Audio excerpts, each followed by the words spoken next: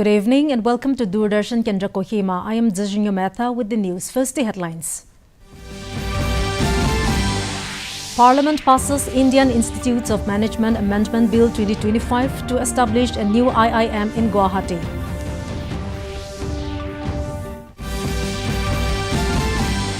Union Minister Ashwini Vaishnav introduces Promotion and Regulation of Online Gaming Bill 2025. NDA Vice President candidate CP Radhakrishnan files nomination.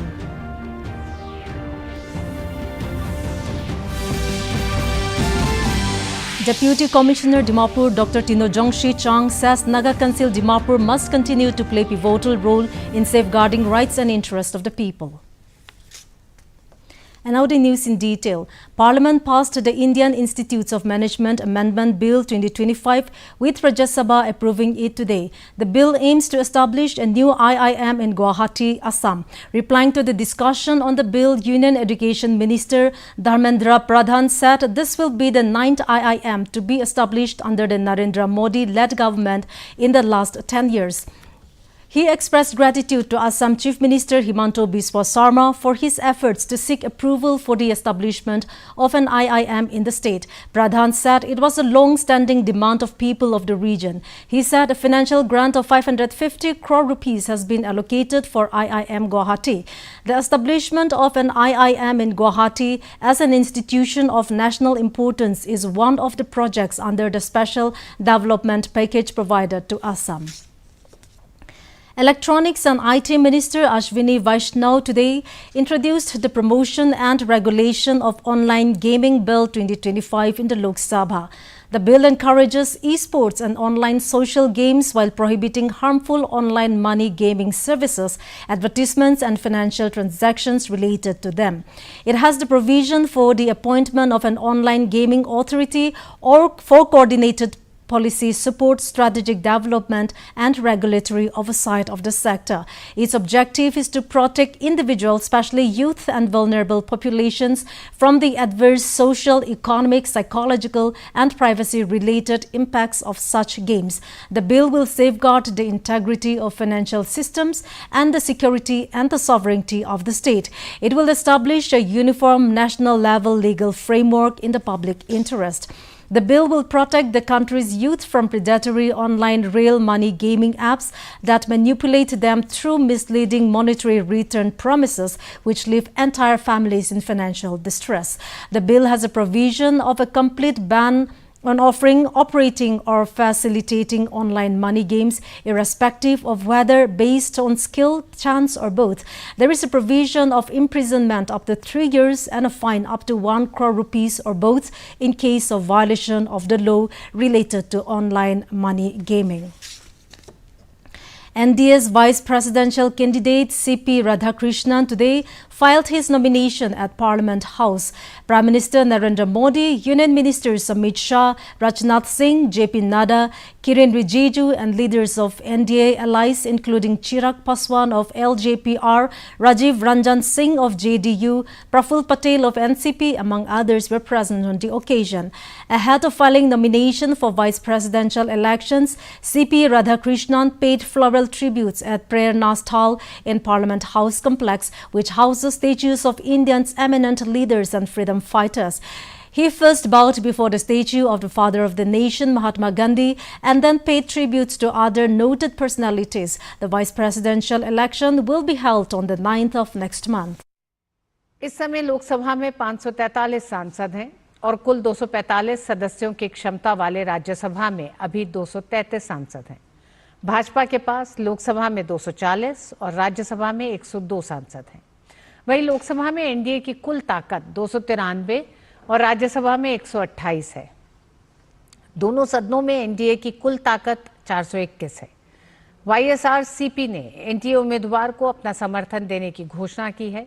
इस तरह CP Radhakrishnan को YSR-CP ने 11 सांसदों के समर्थन के साथ उन्हें 433 सांसदों का समर्थन है।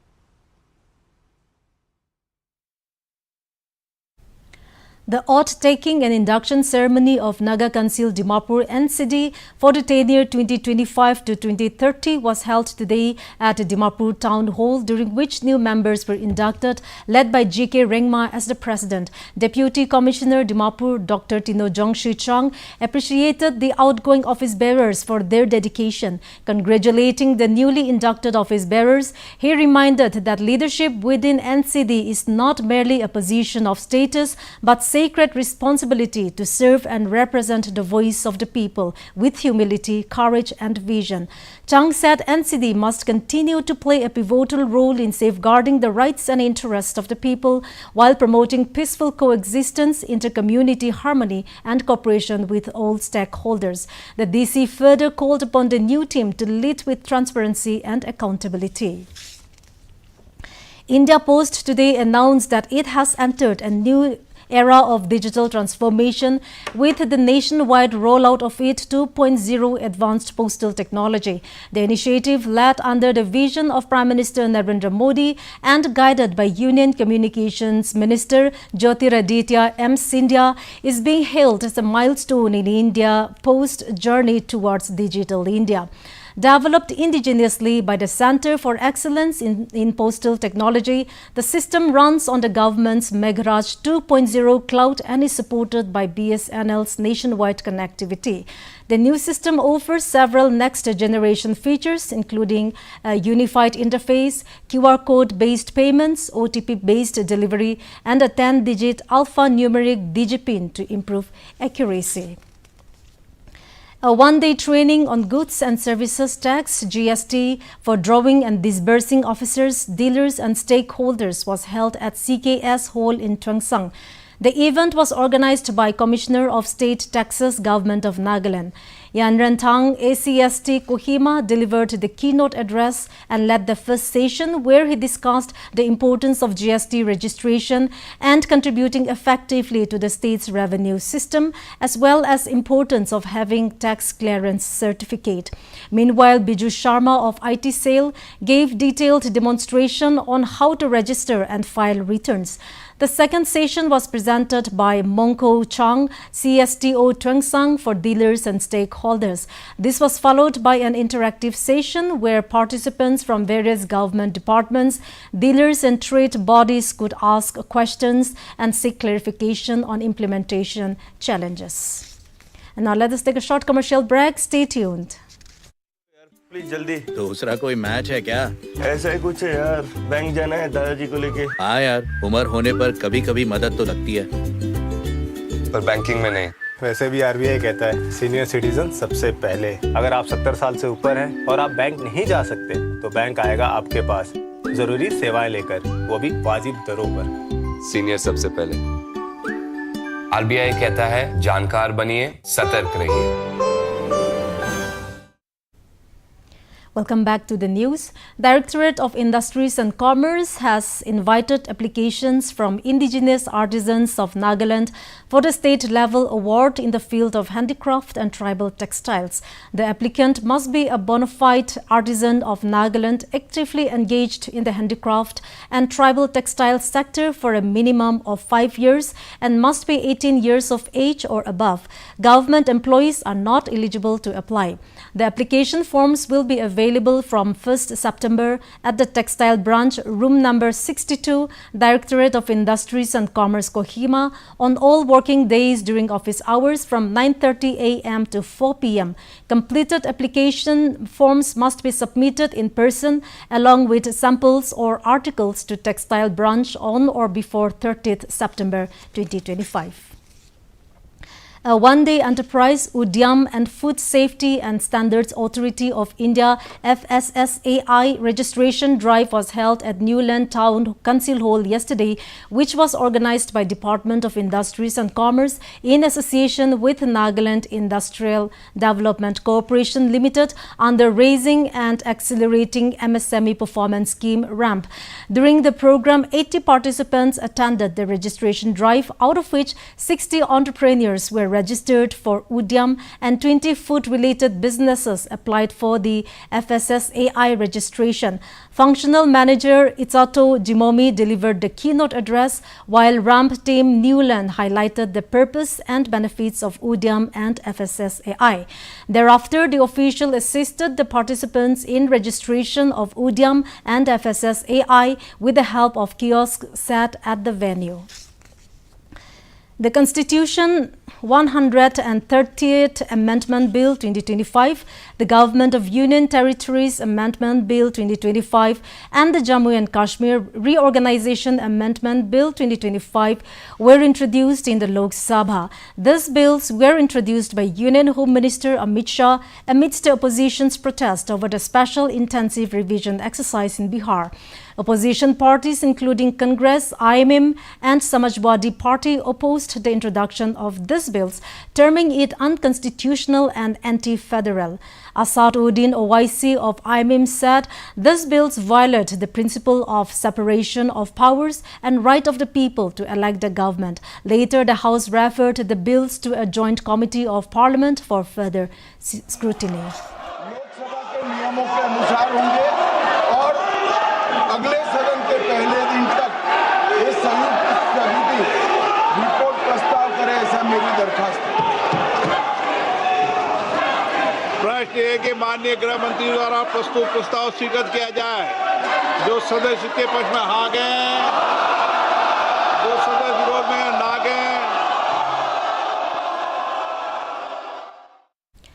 Meanwhile, in a significant gesture of solidarity with its global South partners, India today sent 32 tons of humanitarian aid to Peru. The assistance included 250,000 units of psychological saline solution to help patients battling dehydration in the South American country.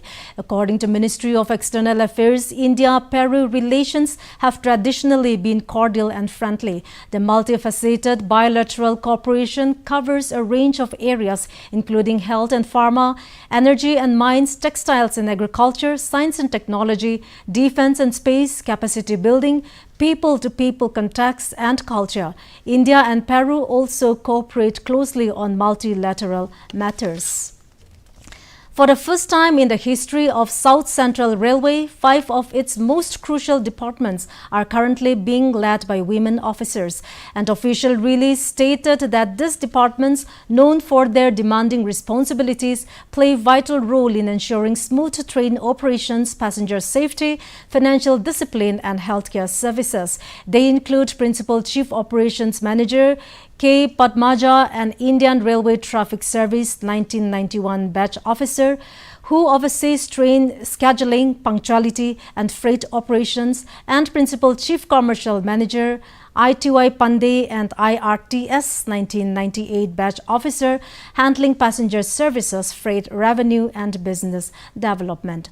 IG cum Principal Chief Security Commissioner Aroma Singh Thakur, an Indian Railway Protection Force Service 1993 batch officer, is leading Railway Protection Force with several security initiatives. And now let us take a look at the weather reports of the district headquarters of Nagaland. Kohima today recorded a maximum temperature of 25 degrees Celsius and a minimum temperature of 19 degrees Celsius, while Dimapur had a maximum temperature of 34 degrees Celsius and a minimum temperature of 24 degrees Celsius. Wokha experienced a maximum temperature of 28 degrees Celsius and a minimum temperature of 21 degrees Celsius. Mokokchung had a maximum temperature of 27 degrees Celsius and a minimum temperature of 21 degrees Celsius. Mon had a maximum temperature of 28 degrees Celsius and a minimum temperature of 23 degrees Celsius. Towards the east, Twinsang had a maximum temperature of 21 degrees Celsius and a minimum temperature of 17 degrees Celsius. Zinabuto had a maximum temperature of 24 degrees Celsius and a minimum temperature of 18 degrees Celsius. Phek had a maximum temperature of 23 degrees Celsius and a minimum temperature of 16 degrees Celsius. That's all for the weather report. And to end the news, here's a recap of the main points. Parliament passes Indian Institutes of Management Amendment Bill 2025 to establish a new IIM in Guwahati. Union Minister Ashwini Vaishnaw introduces Promotion and Regulation of Online Gaming Bill 2025.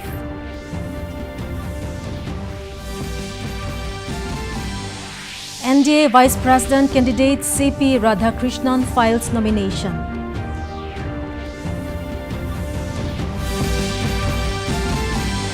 And Deputy Commissioner Dimapur Dr. Tinojongshi Chang says Naga Council Dimapur must continue to play a pivotal role in safeguarding rights and interests of the people.